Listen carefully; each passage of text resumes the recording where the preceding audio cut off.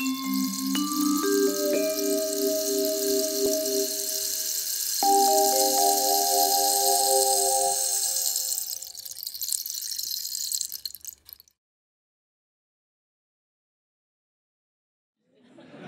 fait, c'est assez simple parce qu'en fait, je faisais du théâtre amateur chez moi, dans ma ville, Vilanova et la Geltrú, entre Barcelone et Tarragone, sur la côte méditerranéenne. Et je faisais du théâtre amateur quand j'ai décidé peut-être d'essayer de voir si on tentait peut-être l'idée lointaine de vivre, de jouer et d'essayer de faire du théâtre. Je suis allé dans une école à Barcelone et en fait j'ai rencontré Tony Alba. Tony Alba c'était un voisin à moi, mais un acteur exceptionnel, un mec qui a un don, un vrai don pour le jeu. Et donc lui, il nous a aidé à écrire notre premier spectacle. Et en fait, il nous a aidé à écrire en improvisant, à travers des improvisations, il nous a poussé à improviser, à écrire, à construire une pièce. On a fait ça. Et c'est devenu une pièce. Et en fait, lui, il avait fait des études de théâtre à l'école du maître Jacques Lecoq, qui était à Paris. Et donc, du coup, c'était une école privée. Donc, du coup, quand j'ai eu la possibilité et j'ai pu économiser un peu d'argent, je me suis dit, ben, je m'en vais à Paris. Parce que le maître Jacques Lecoq, il était à Paris. S'il avait été à Montpellier, je suis revenu à Montpellier. Donc, il était à Séville, et pareil. Donc, il était à Paris. C'est comme ça que j'ai débarqué à Paris. Et j'ai fait les études avec le maître Lecoq. D'accord, donc c'est ce lien avec... Oui, avec une personne, en fait, encore une fois, dans ma vie, tout le monde, je crois. Mais les rencontres, finalement, c'est des trucs quand même qui peuvent te changer la vie, qui peuvent t'ouvrir des portes, non seulement dans le sens des portes physiques, des contacts, mais des portes spirituelles, c'est-à-dire des gens qui t'ouvrent, qui t'illuminent, qui te laissent croire qu'en fait c'est possible de vivre, de faire le clown. Et voilà, donc la première personne qui m'a illuminé, c'était Tony Alba. C'est le copain de ce voisin qui était un acteur, écrivain, créateur énorme, et qui l'est toujours encore. Comme j'ai commencé avec Manuel Poirier, donc un réalisateur, enfin, le premier film dans lequel j'ai joué dans ma vie, c'était son premier long métrage. Mon deuxième, c'était son deuxième, mon troisième, c'était son troisième, son quatrième, son cinquième. Le cinquième film avec lui, c'était Western, il était au Festival de Cannes, et du coup, on est devenu acteur de cinéma. Mais avant, on n'avait pas conscience de ça. Donc, j'ai commencé avec lui, avec Poirier. Et donc, Poirier, en fait, c'est quelqu'un qui a un cinéma très authentique, je ne sais pas comment dire. Lui, il dit des fois qu'il ne travaille pas avec des acteurs, il travaille avec les gens, c'est-à-dire qu'il ne va pas venir me chercher moi pour enlever mon accent. C'est-à-dire qu'il y a quelque chose qui prend de ce qu'on dégage, de ce qui nous dépasse. Et donc l'accent, c'est un truc qui nous dépasse, donc la preuve, ça ne me dépasse encore. Et non, j'ai eu la chance de ne pas... Ça s'est fait à l'envers, en fait, c'est ça qui est un peu étonnant. C'est que moi, quand j'avais fait 2-3 films avec Poirier, et que je suis rentré chez moi, enfin, un film, je suis rentré chez moi, et ils m'ont dit, pourquoi tu ne restes pas à Paris pour ta carrière de cinéma? Je me disais, quelle carrière de cinéma? Tu vois, j'ai un accent catalan, je vais jouer 2 films, 3 films, peut-être avec Poirier, ou peut-être je vais jouer un immigrant, un qui va à la vendange, un trafiquant, un torero, un gitane. Bon, torero avec mon corps actuel, c'est un torero comique en tout cas. Enfin, mais, non, tu vois, je me disais, je ne vais pas jouer beaucoup de films, c'est impossible. Enfin, je ne vois pas quelle carrière je peux faire en France. Et pourtant, tu vois, l'accent fait partie de moi. En fait, je me rends compte que ça, un truc qui pouvait être un handicap au départ, c'est devenu presque un atout, enfin, un truc étrange. Mais ça, c'est plus la faute du public. Moi, je ne comprends pas très bien qu'est-ce qui leur arrive. C'est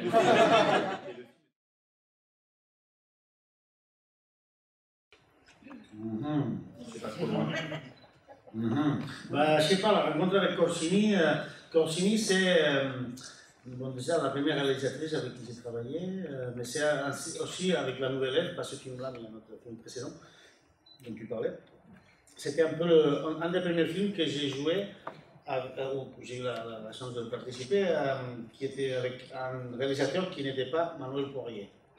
Donc c'était la première fois que je me retrouvais dans un tournage avec une équipe que je ne connais pas, enfin avec un autre. Et je ne sais pas, c'est marrant,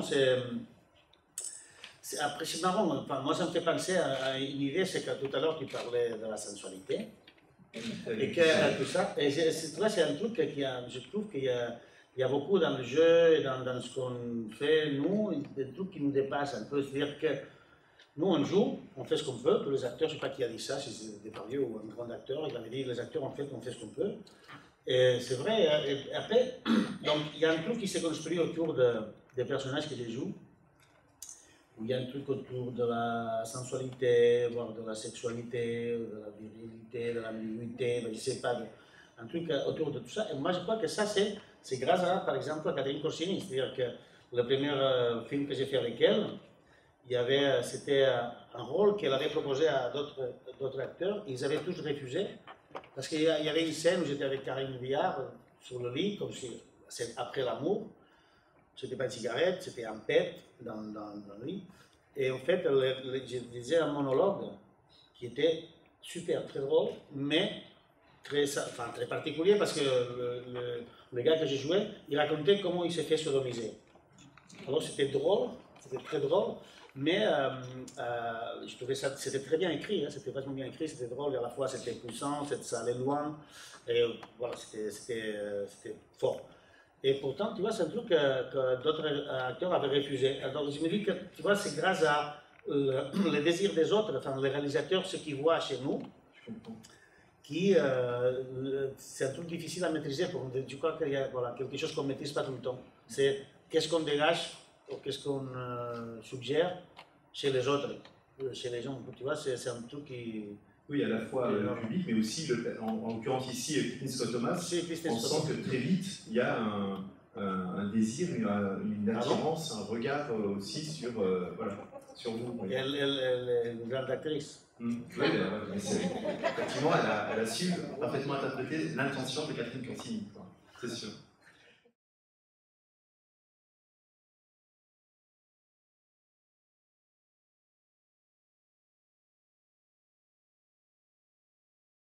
C'est marrant parce que nous, souvent, on sait la même chose que vous.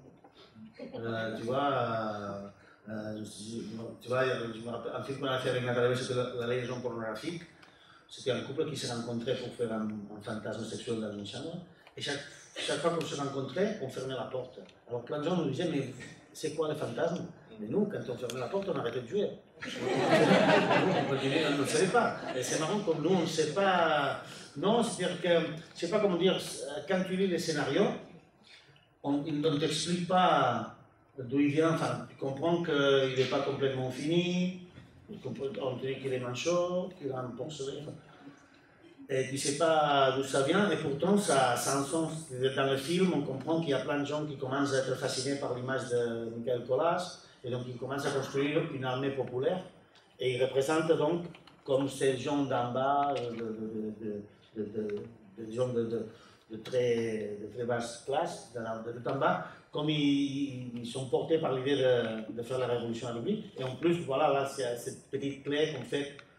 Colas, son obsession, c'est de rencontrer ce baron pour le tuer, enfin, pour qu'il rende ses chevaux. Et en fait, il cherche tout le film, alors lui, il sait où il est. Donc, non, on ne sait pas très bien, mais voilà, on ne sait pas plus de choses que ça. Après, l'idée de parler en catalan, c'est aussi parce que souvent, nous, les acteurs, en fait, on est comment ça s'appelle, on est intermédiaire.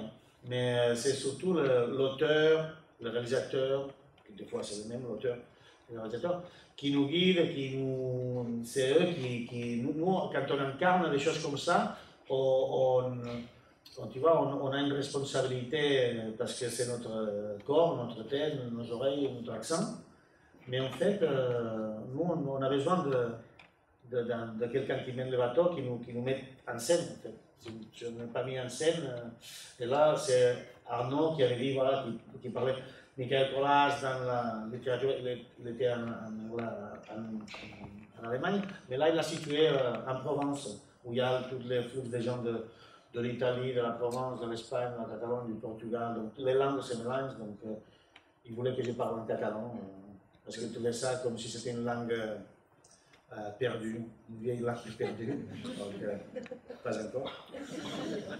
Et qu'est-ce que ce que vous dites, alors on le comprend, vous l'avez dit aussi hier pour le film de Marc Réchat, quand on vous a posé la question, vous avez dit ben, moi j'en sais pas plus que vous, spectateur, voilà, on le sait. Mais c'est vrai que je vous pose malgré tout la question parce que certains comédiens, certaines comédiennes ont plaisir et ont envie, ont presque besoin aussi d'imaginer un univers plus large et c'est vrai. Qui a l'image. Si, mais c'est marrant parce qu'en fait, ils ont raison. Hein. Ils ont raison. Parce qu'en fait, comme c'est tellement, c'est un truc un peu mystérieux, un peu étrange, tout ce qui nous réunit aujourd'hui ici, en fait, le fait que les jeux des acteurs, des actrices, le jeu, c'est comme une espèce de mystère un peu particulier. Enfin, on sait tous que c'est pas vrai, et pourtant, on est disposé à le croire. Alors, on sait que c'est pas vrai, parce que c'est un film. Alors, tu vas pour jouer, alors que tu sais que tu t'appelles Antoine, et du coup, tu vas t'appeler Pierre. C'est impossible. Tu dis, je ne m'appelle pas Pierre, je m'appelle Antoine. Alors, quand un mec va me dire Pierre, viens ici, tu dis oui, salut, c'est moi Pierre. Alors que tu ne pas Pierre. Alors, pour essayer de croire à ça, toutes les méthodes sont bonnes. On essaye de se nourrir, d'avoir de l'information, de s'accrocher à quelque chose qui nous aide à croire. Parce que finalement, jouer, c'est un peu, c'est le truc un peu, je trouve, hein, un peu comme les enfants. De jouer, de se dire, avoir la capacité de croire tout de suite à une situation qui est posée là, alors que c'est pas vrai. Mais d'y croire quand même, c'est ce qu'on dit. Dernière petite question sur Colas avant de passer à Guillermo del Toro. Colas est allemand dans le film, et ce qu'il porte comme révolte, comme ce qu'il incarne comme esprit de rébellion et de vengeance et de soif de justice, est-ce que ce héros n'aurait pas pu être catalan? Ce héros, si, il aurait pu être catalan, andalou, extremeño. Si, je crois que justement c'est un peu comme, c'est un Don Quichotte un peu. Oui, c'est les grands héros comme ça, en fait, c'est ça qu'ils ont de très fort, c'est qu'en fait, ça transcende, ça va plus loin que la nationalité, ça va plus loin, c'est ça qui est génial. Et puis dans le film aussi, on n'arrête pas tout le temps de voir un film qui nous parle d'un monsieur chinois qui fait des petites boîtes en carton, et puis ça nous parle de nous. Tu vois, c'est ça qui est très fort aussi. Donc, si, il aurait pu être catalan, oui.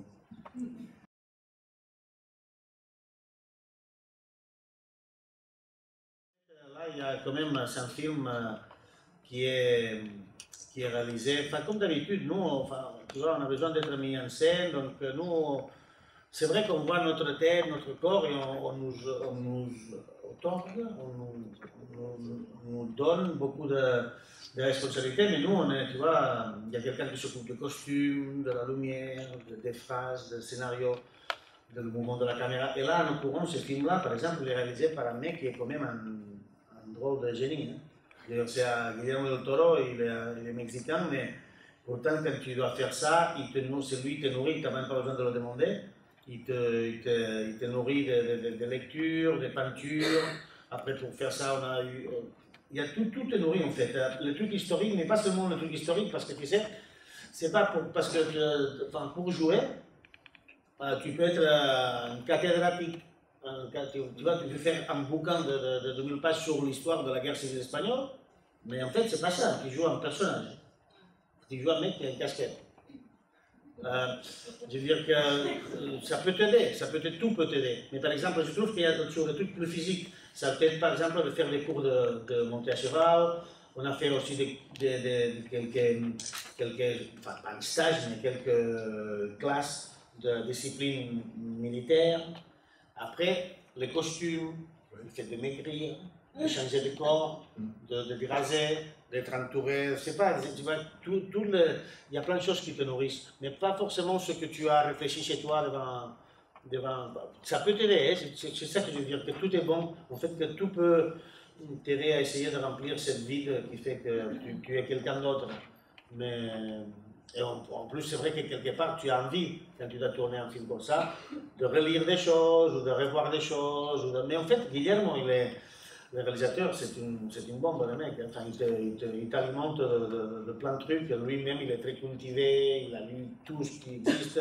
Donc, il n'arrête pas de donner des infos, de donner des détails. C'est lui qui avait passé toute la guerre civile dans sa tête pour écrire le scénario.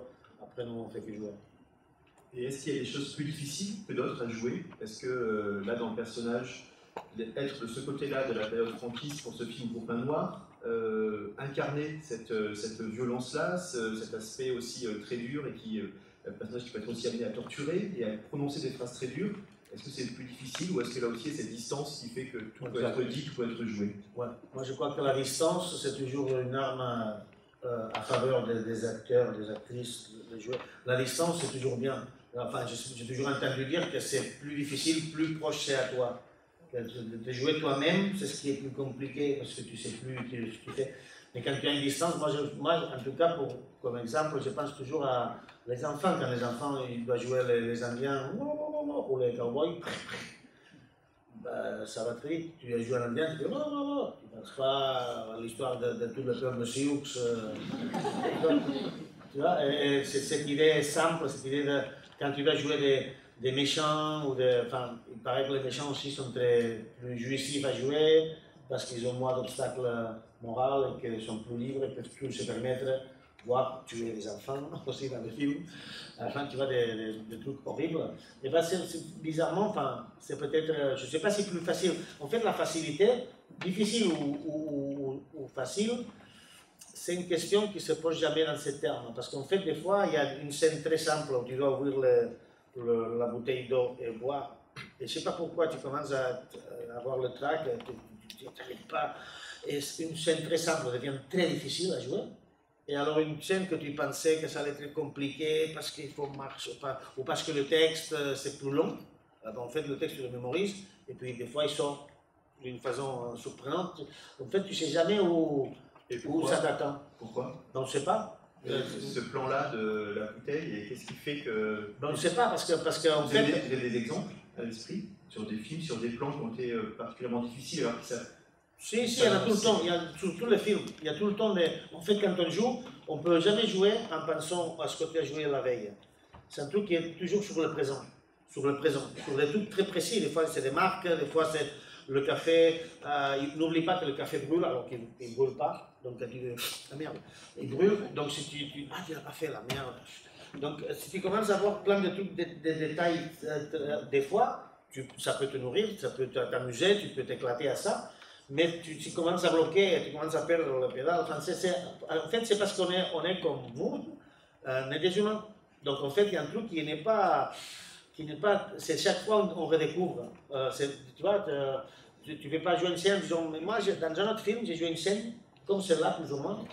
Donc, c'est bien. Non, parce que tu dois recommencer à zéro. Et donc, recommencer à jouer à zéro, ça veut dire reprendre le risque de respirer, d'être là, de jouer. En fait, jouer, je crois qu'il y a de ça. Donc, du coup, voilà, il y a des exemples sur des... Mais un classique, c'est par exemple, quand tu dois parler en public, tu as les monologues que tu as mémorisés, et puis quand tu prends la feuille, et la feuille commence à faire comme ça, et tu ne peux pas arrêter.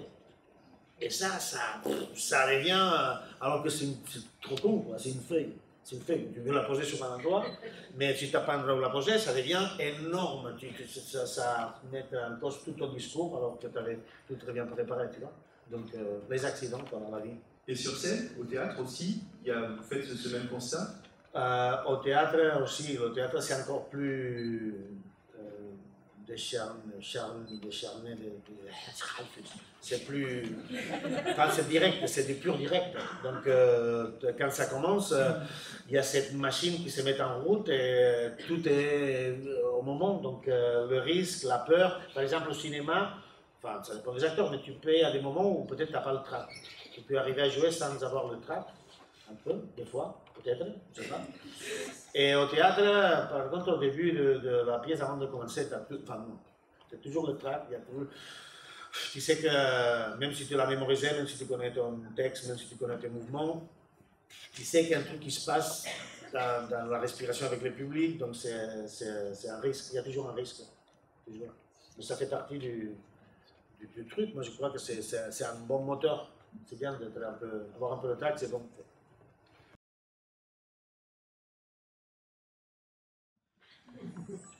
Voilà. C'est écrit, Hélène Langeais vous l'a demandé, vous l'avez vu. C'est marrant, c'est comme tout à l'heure, quand on parlait du film de Catherine Corsini avec la scène dans le lit où le mec raconte comment il s'est fait sodomiser et tout ça. C'est-à-dire que ça m'est arrivé plusieurs fois dans cette histoire avec le cinéma de me retrouver à faire des choses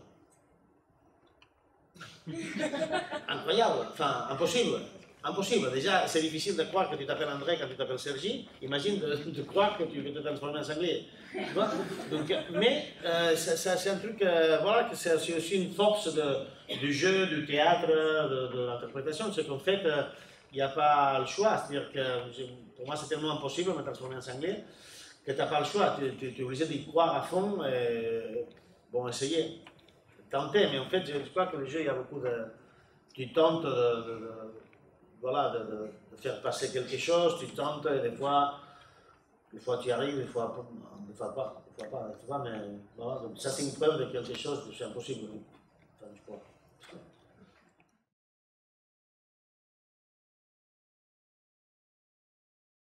C'est difficile d'expliquer quand les couples fonctionnent. Pourquoi? Est-ce qu'il y a un travail singulier avec eux par rapport à d'autres réalisateurs? Alors le travail, tu vois, c'est marrant parce que peut-être parce que j'ai toujours été un peu féminin, mais j'essaie de travailler le moins possible. Non, c'est pas le travail, c'est-à-dire que si tout travail, c'est un travail d'inspiration. Mais tu sais, là, je veux dire qu'avec j'ai la chance de travailler avec de différents réalisateurs, mais là, en l'occurrence, tu vois, Arnaud et Jean-Marie, ils ont des univers très possédés. Enfin, je ne sais pas comment dire. Moi, c'est des scénarios, chaque fois que j'ai vu un scénario d'eux, tu souris, à la fois c'est émouvant, à la fois c'est profond, mais c'est léger. Je ne sais pas comment dire, ils ont quand même une écriture très forte, je trouve. Donc ça, je trouve que pour nous, pour les acteurs, tu vois, de jouer, c'est toujours plus simple quand c'est bien écrit. Et puis je trouve, en particulier eux, tu vois, ils m'offrent souvent des personnages, je sais pas, complets, riches, hein, tu vois, qui véhiculent des sentiments. Enfin, je sais pas, moi je me sens toujours très porté par eux. Donc j'ai l'impression que c'est naturel, que c'est simple, que je suis. Voilà. J'ai l'impression que je suis amoureux, tu vois, qu'il y a quelque chose d'amour. Je ne sais pas très bien pourquoi, mais je suis ravi de recevoir de lettres d'amour de sa part, tu vois. C'est une drôle d'anecdote parce que le février aussi, on s'est beaucoup marré avec ça. Parce qu'en fait, quand on devait jouer à l'aveugle, bon, tu vois, chacun a son expérience, et puis après tu vois les films, tout ça, mais tu vois, par exemple, j'ai un copain chez moi qui est aveugle, je connais depuis longtemps, tout ça, et en fait, lui, il a toujours les yeux qui sont jamais arrêtés, il part toujours en couille, tout le temps. Tu vois, qui n'a rien à voir avec ce qu'il est en train de vivre, tu vois, parce qu'il est aveugle de la naissance. Enfin, il est né il y a quelques ans. Donc, il n'a pas cette. Et avec le frère, ce qui c'était bien, c'est qu'au départ, il ne voulait pas faire un truc comme ça, une performance d'acteur, un truc que tu vois, où tu vois l'acteur qui fait un travail, un truc exceptionnel. Et avec ça, je crois qu'on est d'accord avec. Enfin, moi aussi, je n'aime pas trop quand on sent trop que c'est une performance d'acteur. Ça m'éloigne un peu du personnage. Je préfère croire que c'est pas l'acteur, il y a un personnage, il y a quelqu'un derrière, tout ça. Donc eux, ils ont eu l'idée tout de suite de mettre des lunettes de soleil. Et donc en fait, on a essayé, la première fois, bon, on va essayer, on va mettre le soleil. Et on a essayé de faire une scène avec l'actrice, on a essayé. Et en fait, on dit, ah oui, c'est bon, ouais, ça marche, c'est marrant, c'est marrant. Et en fait, c'était assez bête. Tu vois, parce qu'il disait, qu'est-ce que tu fais? Je dis, bah, je ferme les yeux. En fait, c'est un exemple très particulier, parce que, tu vois, aveugle, effectivement, ça veut dire ne pas voir. Donc, du coup, quand tu fermes les yeux, tu es tout de suite aveugle. Quoi que tu réfléchisses, tu ne vois pas. Donc, tu es obligé tu te rends compte que tu écoutes différent, que tu sens qu'il y a quelqu'un ici, que tu entends plein de bruit. Du coup, les oreilles font comme ça, et tu écoutes beaucoup plus de ce que tu. Voilà, mais tu vois, mais en même temps, c'est jamais. On ne sait jamais, dans ces cas, c'était une simplicité un peu désarmante. Parce que pour moi aussi, c'était difficile de me dire, bon, je vais jouer en aveugle, ça. Dès le départ, ça avait l'air compliqué. Alors qu'en fait, j'ai dit, non, tiens, les lunettes de soleil, j'ai fermé les yeux, et en fait, ça marchait. Enfin, ça marchait. Bah oui, ça marchait, parce qu'en fait, c'est même pas un personnage, c'est un état, c'est qu'on n'a pas de vue. C'est cool.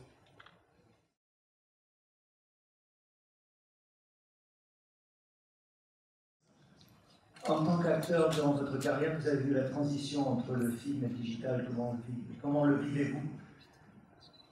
Assez bien. Non, mais ce que je veux dire, c'est que maintenant on peut se permettre de faire des prises de vue de 23 minutes. Avant, on ne pouvait pas. Comment le vivez-vous? Oui. En fait, ça a moins changé de ce qu'on croyait au début, comme tu disais, oui, c'est fini la pellicule comme ça, c'est chimique, mais on passe à numérique, ça va beaucoup changer. En fait, finalement, ça ne change pas beaucoup. Enfin, ça change, ce sens-là qu'avant, une bobine le plus grande, c'était de 11 minutes, tu vois. Maintenant, il y a une carte comme ça qui dure 25 minutes, donc tu peux faire une prise de 25 minutes. Donc, ça dépend pourquoi, c'est très bien, mais on ne l'utilise pas forcément tout le temps. Là, par exemple, on a présenté hier un film, Un dia perfecte per volar, de Marc Reccia, où justement c'est très bien parce qu'on a pu faire trois prises de 24 minutes avec l'enfant en lui racontant le conte. Et sur les 3 prises dans la longueur, on a eu toute la cadence, enfin on a eu le... Voilà. Mais c'est rare que ça puisse s'utiliser comme ça. Normalement dans le film, il n'y a pas de plans qui durent déjà plus d'1 minute, c'est déjà exceptionnel. Même souvent c'est quelques secondes. Non, mais après je ne me rends pas compte, c'est un truc très technique pour l'image, pour les états d'honneur, ça a beaucoup changé. Pareil.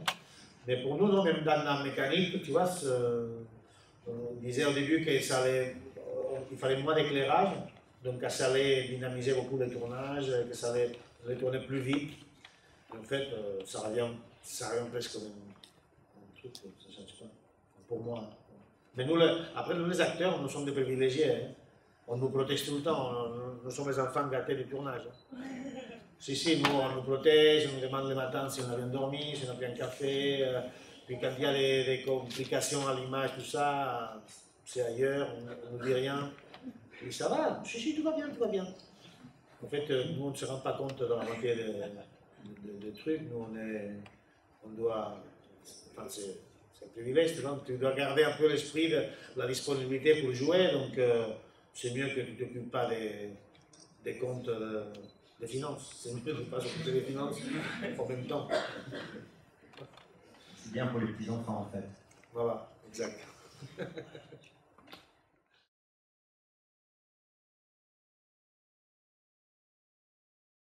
Bonjour. Moi, je me demandais qu'est-ce que ça vous fait de vous voir en grand écran, comme ça, de voir votre image projetée un peu partout.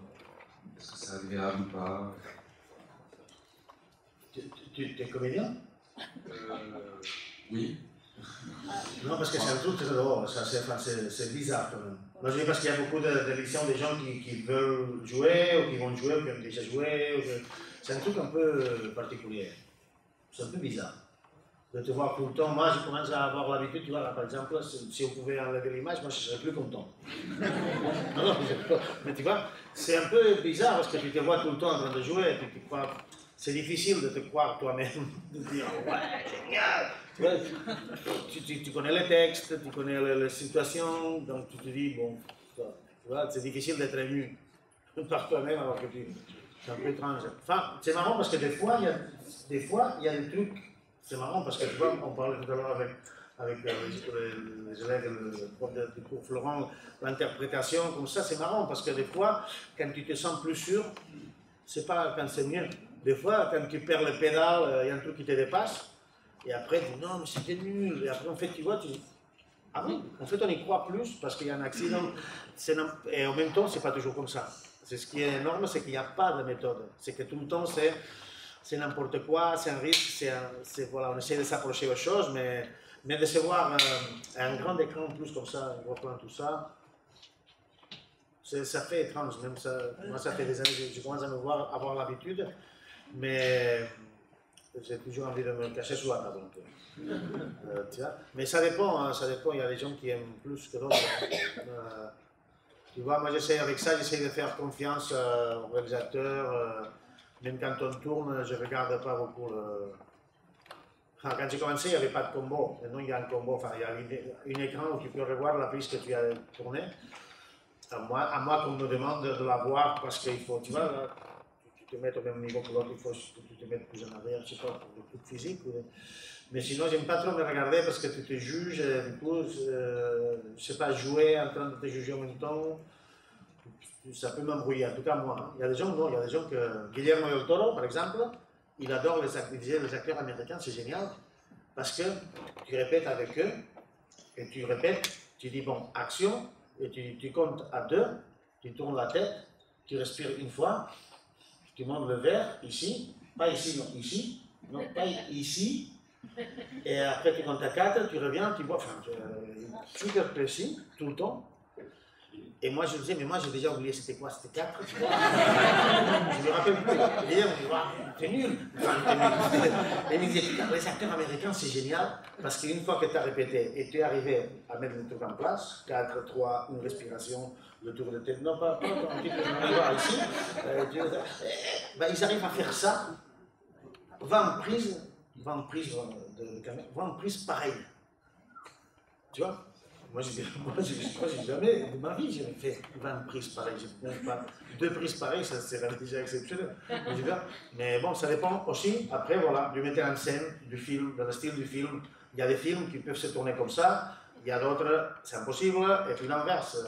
Guillermo del Toro, dès qu'il y avait un accident, un parapluie qui s'ouvrait de l'autre côté, coupé! Merde! Le parapluie, tout ça. Alors qu'il y a des poiriers, plutôt c'est l'inverse. Si un parapluie qui s'ouvre, il va prendre cette prise. Il y a un accident qui est là et qui fait qu'on est surpris et qu'on est dans la réalité à une énergie. Mais ça dépend de le style, tous les styles sont possibles, et puis La Reine des Pentes c'est un méga film, et puis Poirier pour moi c'est aussi un génie, tu vois. Mais c'est fait bizarre de se voir, c'est vrai. Madame, vous avez une question devant.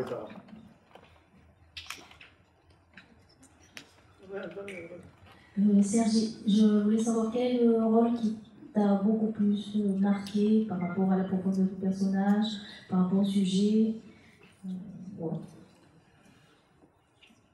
J'arrive pas à trouver un personnage, je ne sais pas comment dire, il y a plein de personnages. Tous, je ne sais pas comment dire, on fait les personnages et après quand tu vois le film fini, il y a même un truc qui t'arrive que c'est pas ce que tu as vécu et que c'est plus fort parce que c'est un sens dans un film, c'est monté, il y a le son, il y a tout ça. Donc après les personnages existent de quelque chose. Après ton souvenir sur le tournage, je ne sais pas, les personnages n'arrivent pas à en choisir un. Il y a tellement de différents et puis des moments différents entre eux. J'arrive pas. Et en plus que c'est vrai que j'ai eu beaucoup de chance avec ça, je suis un privilégié. Moi par exemple, pour les élèves qui font du théâtre, du cinéma, je suis un mauvais exemple. Si, je suis un très mauvais exemple. Si, parce que la plupart des acteurs, ils ont du mal à arriver à la fin du mois. La plupart des acteurs, ils ne jouent pas. Et quand tu ne joues pas et tu es acteur, tu es dans la merde. Enfin, tu ne te sens pas acteur, donc du coup, c'est très personnel. Tu vis ça d'une façon, c'est un métier que tu fais que par vocation. Et donc du coup, tu poses en question toi-même. Donc il faut être costaud. Tu vois, et moi je connais plein de copains, de copines, des acteurs, des actrices. Tu vois, moi ce qui m'arrive, moi, où j'ai fait des films, j'ai fait du théâtre, on me pose en France, en Espagne, tu vois, c'est fantastique, mais c'est rare, c'est très rare. Tu vois, enfin, voilà, ça fait un moment que j'ai commencé à faire du théâtre et tout ça, et j'ai plein je connais des gens avec moi très talentueux qui ont arrêté. Ou qui continuent, mais comme ils peuvent, comme ça, et que c'est compliqué, que des fois tu bosses, mais c'est un métier où tu bosses, même moi, c'est un privilège. Moi, je ne sais pas ce que je vais faire l'année prochaine. Enfin, l'année prochaine, je veux dire, le 17 là, hein. Enfin, à partir de janvier, février, on va voir. Mais moi, tu vois, je sais qu'il y aura des choses entre le théâtre que j'écris, bon, il y aura des choses. Mais c'est un métier difficile, hein. C'est un métier compliqué. Hein. Donc, c'est pour ça que je dis que je suis un mauvais exemple. Bien, merci beaucoup. Excuse-moi, juste avant, parce que comme tu dis ça aux élèves de théâtre, de cinéma, ou de jouer, tout ça, je ne vais pas être catastrophique aussi, dire que c'est un métier très difficile, mais c'est super. C'est ce qu'il y a de mieux au monde. Je veux dire qu'arriver, moi, mon rêve de toujours, ça n'a pas été, moi j'avais passé longuement tout ce que j'ai jamais rêvé. Moi, pour moi, le rêve de gagner sa vie en jouant, en faisant l'acteur, le comédien, le clown, le titre, en jouant, c'est déjà pour moi un rêve. Donc c'est super. Enfin, il faut y aller, il faut se battre, il faut y croire. De toute façon, les acteurs, on n'a pas le choix. Il n'y a que ça, y croire.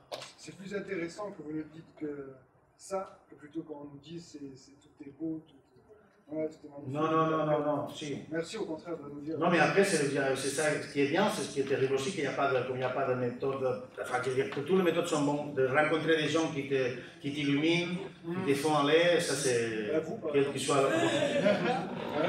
Merci. Merci beaucoup. Merci.